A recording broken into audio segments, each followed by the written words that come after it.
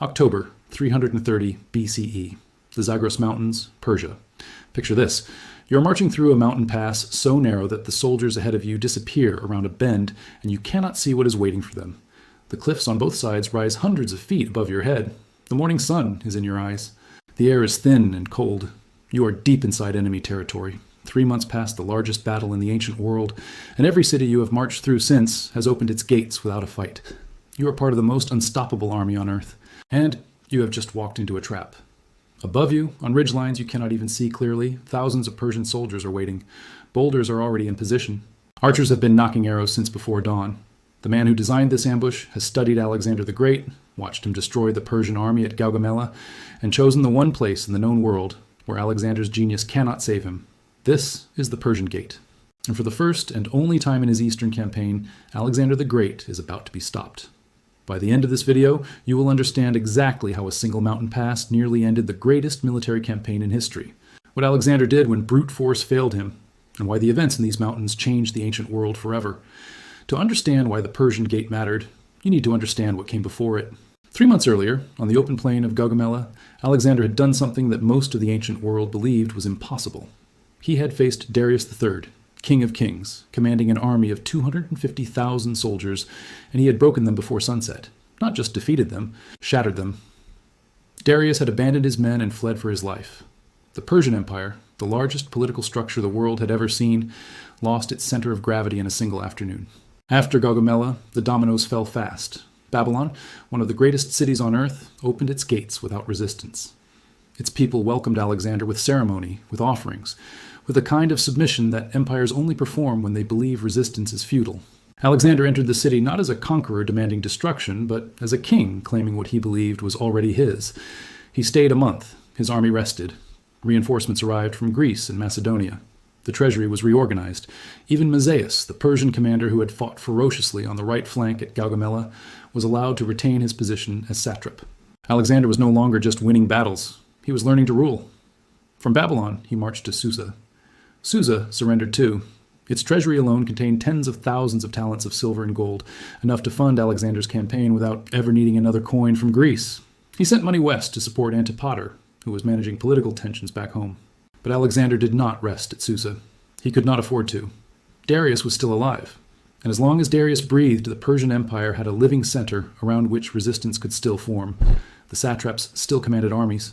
The mountain tribes still held territory. The eastern provinces, Bactria, Sogdia, Media, still had soldiers and loyalty to offer a king who came to claim them. To end this war, Alexander had to reach Persepolis, the ceremonial heart of Persia, the city whose capture would tell every province in the empire that the old world was finished. But between Susa and Persepolis stood the Zagros Mountains. And within those mountains, waiting at a place called the Persian Gate, stood a man named Ariobarzanes. Ariobarzanes was the satrap of Persis, the Persian heartland province. He had fought at Gaugamela. He had watched the empire collapse from the inside. And unlike Darius, who kept choosing open battlefields where Alexander's tactical genius could operate freely, Ariobarzanes understood something important. Alexander was not beatable on flat ground. He was not beatable in open formation. He was not beatable in any environment where his companion cavalry could maneuver, where his phalanx could advance in line, where his personal instinct for finding the weakness in an enemy position could be translated into a charge. But in a mountain pass, barely wide enough for 10 men to walk abreast, none of that mattered. Ariobarzanes gathered his forces at the Persian Gate. Ancient sources vary on the numbers, with figures ranging from 25,000 to 40,000 men, but modern historians believe the actual force was considerably smaller. In this terrain, the exact number was almost irrelevant. What mattered was position. He placed archers on both ridgelines above the pass. He stationed infantry on the slopes where they could not be flanked. And at the narrowest point in the defile, where the road curved southeast and the morning sun hit approaching soldiers directly in the eyes, he constructed a wall, earth and stone, improvised but solid, blocking the road completely. Then he waited.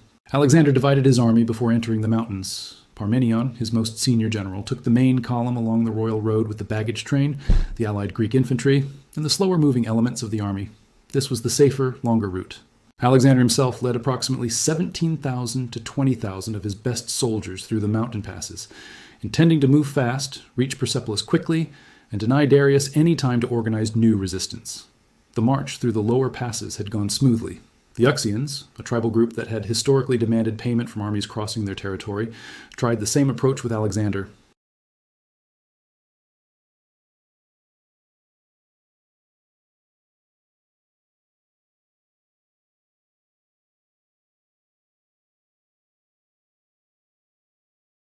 The soldiers were veterans of 3 years of continuous campaigning, hardened, confident, accustomed to enemies who broke before them. When figures appeared on the ridge lines above the defile as they entered, nobody raised an alarm. They were assumed to be displaced civilians, refugees, nothing to worry about. The vanguard pushed deeper into the pass. Then they rounded the bend and found the wall, and the mountain came alive. Boulders came first, rolling and crashing down the northern slopes with enough weight to crush men in formation and destroy any sense of order. Then the arrows. From elevated positions on both sides of the pass, Persian archers had clean lines of sight down into the packed Macedonian column. There was no room to spread out. There was no room to form a defensive line. The men in front were pushing against a stone wall while the men behind them kept advancing, unaware of what was happening ahead, driving the entire column deeper into the killing ground. Casualties mounted faster than officers could process what was happening. Rear units continued pressing forward. The congestion became catastrophic.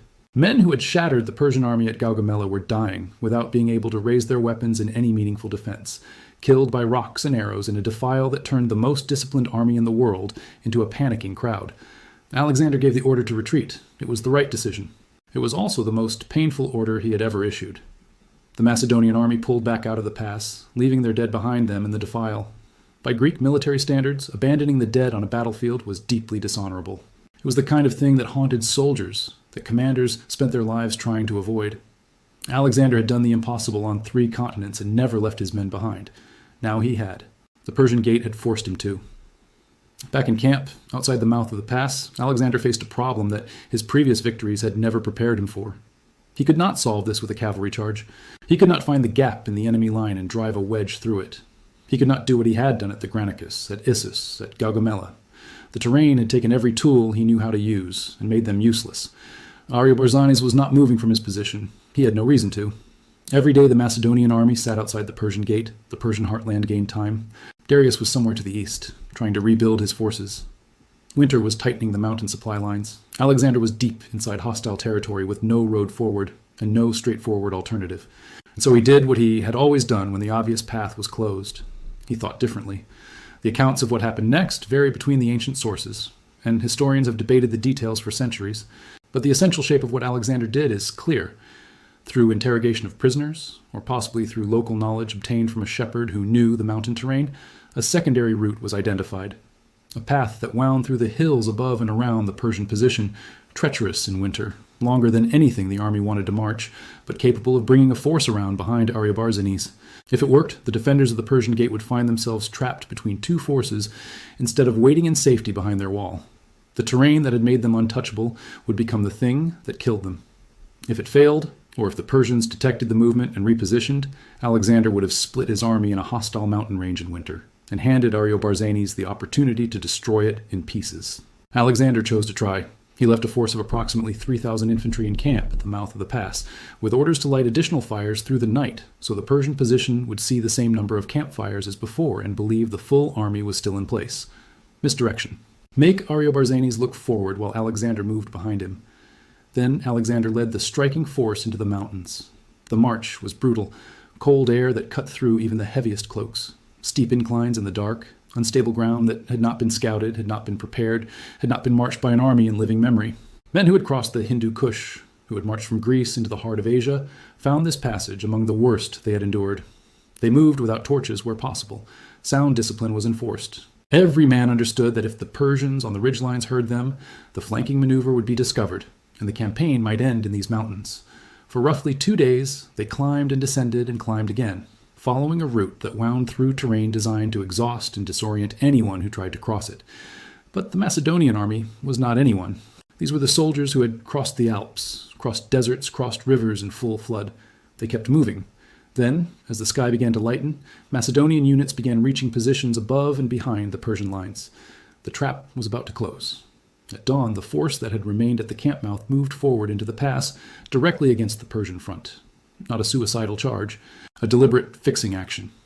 Engage the defenders, hold their attention on the road ahead. give them a fight to focus on so their eyes stayed forward and their commanders kept their minds on the wall and the slopes they knew. It worked. The Persians, who had been watching the Macedonian camp for 2 days and seen exactly the number of fires they expected, believed they understood the situation. When the attack came from the front, it confirmed everything they thought they knew. They committed to the defense. Archers drew. Infantry pressed to the wall. Then the second blow fell from the ridge lines.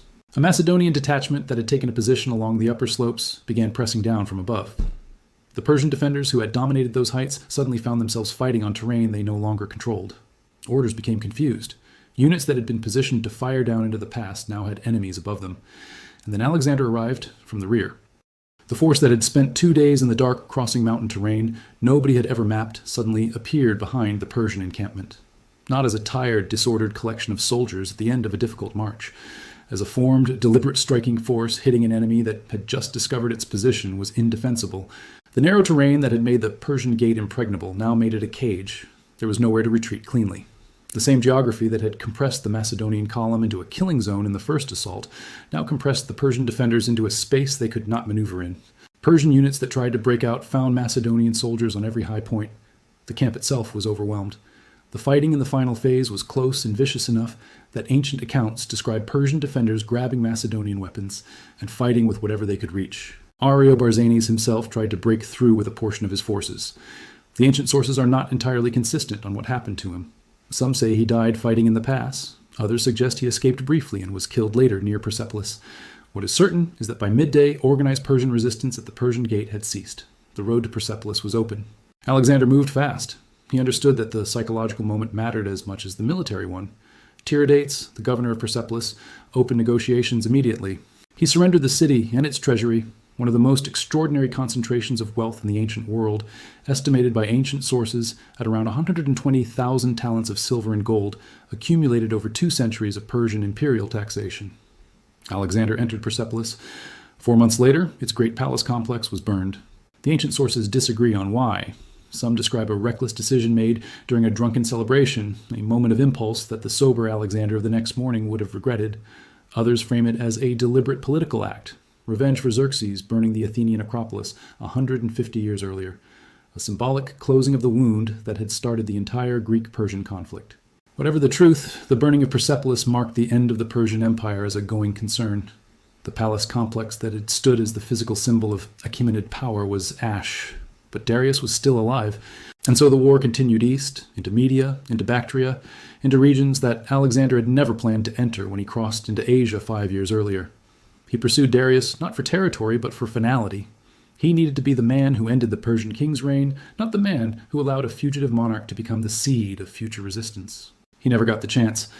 In the summer of 330 BCE, word reached Alexander that Darius III, king of kings, ruler of the greatest empire the ancient world had ever seen, had been murdered. Not in battle. Not captured and executed as the defeated enemy of a conqueror. Murdered by his own men. Bessus, his kinsman and a senior commander, had killed him in the mountains east of Media and declared himself the new king of Persia. Alexander arrived to find Darius already dead, lying in a cart, abandoned by the men who had killed him. He covered the body with his own cloak. It was the gesture of a man who understood something important. He had not just been fighting Darius. He had been racing to claim the legitimacy that Darius represented. A dead king, murdered by his own people, gave Alexander something more complicated to inherit than a surrender on a battlefield.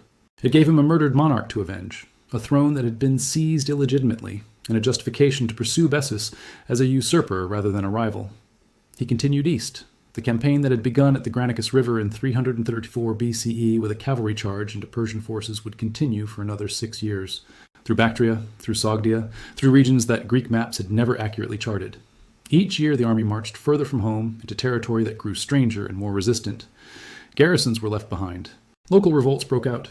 Soldiers who had followed Alexander from Macedonia began dying not in great battles, but in skirmishes, in sieges of fortified rocks, in the grinding attrition of occupying land that did not want to be occupied.